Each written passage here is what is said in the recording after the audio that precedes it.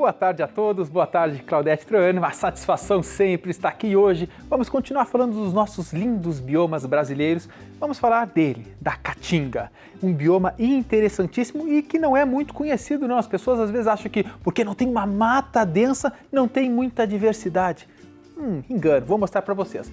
Então olha só, o bioma Caatinga pega aí Alagoas, Bahia, Ceará, Maranhão, Pernambuco, Paraíba, vários estados. Claro que uns mais, outros só uma pontinha, mas ele se distribui em diversos estados. Pega aproximadamente 10% do território nacional, então não é um bioma muito grande como a Amazônia, como o Cerrado ou como a Mata Atlântica, mas é grande também. E aí, o que acontece lá quando tu vê, a gente fala em Caatinga, dá aquela sensação de seca, né? Muitas vezes, porque às vezes acontecem anos de seca. Passam anos com muito pouca chuva e aí alguns problemas ali acontecem. Mas e além de pouca chuva também tem ventos, os ventos lá são muito fortes e seco. Agora olha uma curiosidade, Caatinga significa em Tupi-Guarani Mata Branca. Eu já vou mostrar para vocês na outra imagem em seguida por que tem esse nome de Caatinga e significa Mata Branca. E ele é interessantíssimo, é um bioma exclusivamente brasileiro, porque outros biomas ocorrem no Brasil, mas por exemplo ocorre na África, com outro nome, por exemplo, mas são as mesmas características. Agora a Caatinga é exclusivo daqui, tem no nosso território, por isso que é interessante. Agora vamos mostrar aqui. A temperatura média varia entre 24 e 26 graus. Falando média, claro que baixa um pouco, por exemplo, na noite e nos dias, às vezes, vai lá para cima, é um calor muito grande, então é um bioma muito quente, ele tem pouca variação.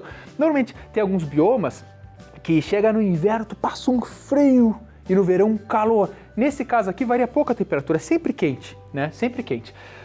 E aí o que é mais interessante, a gente fala, poxa, é um bioma relativamente seco, calor.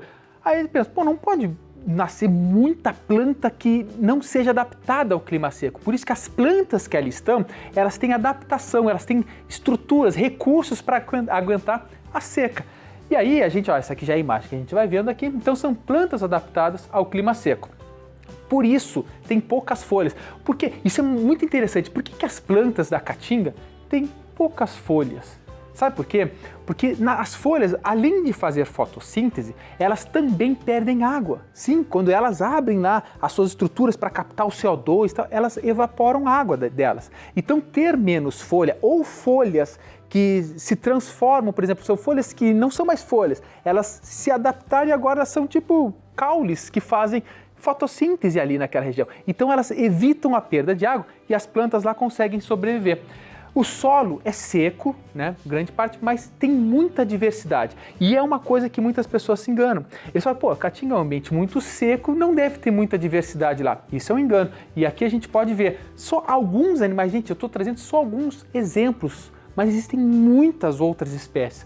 Ararinha azul, veado catingueiro, cutia, tamanduá-bandeira, que inclusive tamanduá-bandeira ocorre quase em todo o território nacional, mas infelizmente está vulnerável também aí à extinção. Então olha só, quando você vê uma imagem assim, poxa, por isso Mata Branca não tem aquele verde da floresta amazônica e tal. Por quê? Porque essas plantas aqui elas não podem perder água, então elas têm essas adaptações, juazeiro, aroeira, baraúna, arbustos e cactáceas. Eu até destaquei cactáceas porque são os cactos. Quando a gente pensa em ambiente seco, a gente lembra dos cactos, justamente porque eles conseguem reter e armazenar água e sobreviver longos períodos sem água. E aí a gente vendo aqui no próximo, preservação. Por isso, o mais fragilizado bioma brasileiro, por que seria?